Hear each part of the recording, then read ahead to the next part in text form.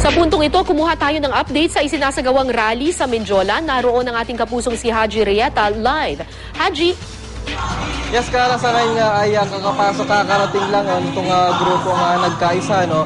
At kasama nga nila itong iba't ibang grupo pa na mga militanteng grupo naman at nanggaling nga sila sa bahagi ng Welcome Rotonda at binaybay nga nila itong bahagi ng Espanya hanggang makarating nga dito sa Menjola kung saan nga isang kilos protesta ang isasagawa nila. At sa ngayon nga ay nasa mahigit 25,000 daw itong bilang ng mga miyembro ng militanteng grupo ng dito ngayon kung saan magsasagawa nga ng isang programa. Mamaya inaantay na lang yung iba pang mga kasamahan nila para nang siguro ay masimulan na itong programa na talagang ang punto nila, Kara, ay yung kinokondena nila itong naging desisyon ni Pangulong Aquino hinggil nga sa kanyang hindi pagtugon sa kanilang kahilingan na magkaroon ng increase sa kanilang sahod na 125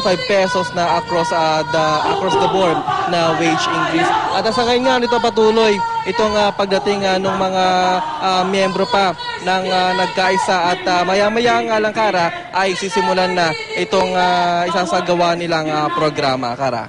Yes, Haji, sa iyong pagtaya ay gaano karami na yung mga militante or yung mga rallyista na nandyan ngayon sa Menjola? At nagdudulot ba ito ng pagbigat sa daloy ng trapiko dyan sa lugar na yan? Actually, Kara, ito nga nakita natin na napakahaba nito, napakaraming mga tao dito at yung head count nung nakausap natin kanina, around 25,000 daw. Ito nga bilang ng mga rallyista na papunta ngayon dito. At tama ka dyan, Kara, wala na nga mga dumadaan ng mga sasakyan dito sa may bahagi ng Menjola. Ito nga bahagi ng Recto ay sinarado na dahil punong-puno nga ng mga taong mga dumadating dito, Kara. 25,000 yan yung crowd estimate ng mga militante. Meron na bang ibinigay na crowd estimate ang PNP? Ang crowd estimate ng PNP, Kara, kanina sinabi ay 15,000 lang.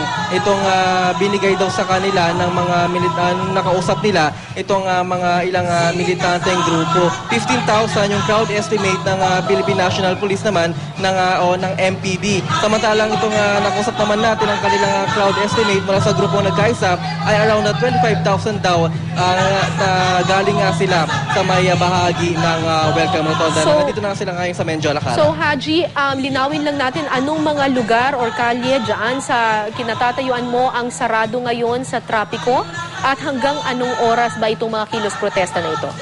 Kara, sa ngayon sarado itong bahagi ng Recto hanggang sa may Moraita dahil doon nga nang galing itong mga rallyista at possible din naman daw ito nabubuksan sakaling matapos itong kanilang isasagawang kilos protesta. Kaya lang ang problema, Kara, ay hindi pa natin alam kung hanggang anong oras sila mananatili dito sa Menjola at hanggang gaano katagal itong isasagawa nilang kilos protesta. Kaya kanina pahayag ng ating kapulisan ay konting pasensya daw sa mga motorista dahil pansamantala mo lang isasara yung mga kalsada dito, Kara. Maraming salamat, Haji Rieta.